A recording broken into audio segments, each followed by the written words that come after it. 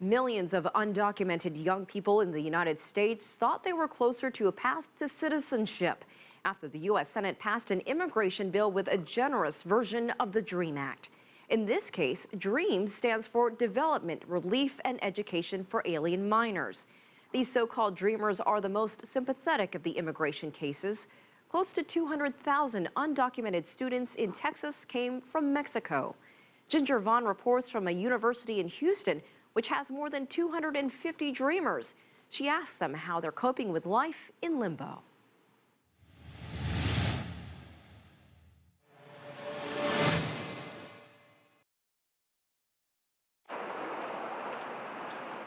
For university senior Isaac Valdez, simple tasks like driving are not taken for granted. Valdez, an undocumented Texas resident, is one of 2.1 million Dreamers. Over 6 months ago, he applied for deferred action and received a permit which gives him legal status to live in the U.S. temporarily, and more. Before I had my driver's license, you always worried about being stopped by the cops and, having to deal with the whole immigration issue and not being able to do mundane things like that. Something that I struggled before I applied for the deferred action, it was being able to get around town, because you're not eligible to apply for these type of credentials. You can't get a driver's license, you can't apply for medical insurance, none of that. Valdez, who came to the U.S. illegally from Mexico with his family over 10 years ago, says he's been lucky to learn English fluently and knows what opportunities are out there for him. And he wants to help others like himself. He serves as student body president at the University of Houston downtown, where he speaks up about immigration reform. I see a lot of people around myself that are afraid to speak up. They're afraid to fight for their rights. They're afraid to say who they are, for the simple fact that they're not the same, that they're not the same like everyone else that's around them. And like I tell people, the immigration issue that we have in the United States at the moment is not a local issue, it's a global issue. And we have to educate our people. We have immigrants from all over the world. We have immigrants from Asia, from Africa, from Europe. It's a global issue that we have to fix now. A vocal critic of immigration reform, like Texas House Representative Randy Weber, who made it clear on Capitol Hill last June what immigrants may be up against. Mr. President, build up this wall. We need some sanity. The things that made America great are Americans like you that work and understand that it's sacrifice. You don't get to come over here and be takers. Valdez hopes his message soon will be heard by politicians like Weber and others. UHD President Dr. Bill Flores, a supporter of undocumented students pursuing higher education, says Valdez brings important perspective to immigration reform issues and puts a face to those who are affected most. If somebody goes to the trouble of getting a degree, maybe they want to be a teacher or an engineer or a social worker, we have invested in them. Now they get that degree, but they can't do anything with it, because under current legislation, if they don't have the legal documentation or if they're not a citizen, they can't work. What happens to them? They have to go back to their homeland or they go elsewhere. And we lose somebody that we invested in.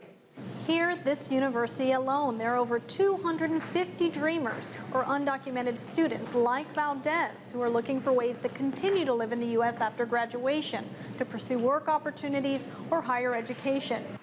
Many of the students who attend UHD, a campus with over 14,000 students, are the first in their family to go to college.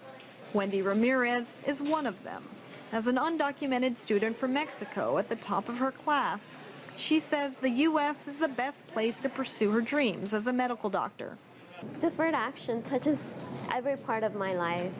Pretty much without a social security number, without any legal status, it's very difficult to pursue graduate school and to actually seek a future or even plan ahead, because there's such a big uncertainty. Some see Obama's DREAM Act and deferred action permits as Band-Aid fixes and say legalization is a solution that would greatly benefit the U.S. Isn't it better for the country to have people who want to be engineers, to allow them to be engineers or scientists or doctors or lawyers or social workers? The estimate is that there's 2.1 million Dreamers or students who would benefit by the DREAM Act in the United States, that if they got certified, got legalized with papers and a pathway to citizenship, it would be another $329 billion to the U.S. economy. So everybody benefits.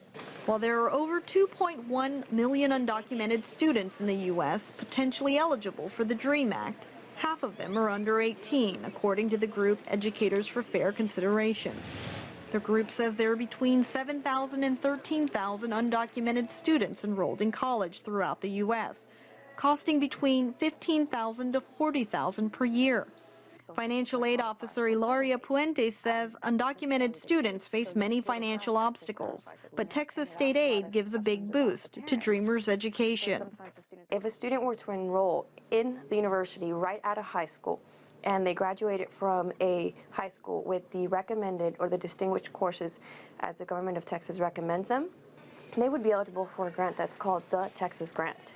And this grant would provide them up to $6,000 per academic year to go to school. Valdez says for now, the words undocumented and illegal are common, but unacceptable. And he hopes the label and the stigma that come with them will soon fade away. Specifically the illegal alien, I don't agree with that term. I don't believe in that term.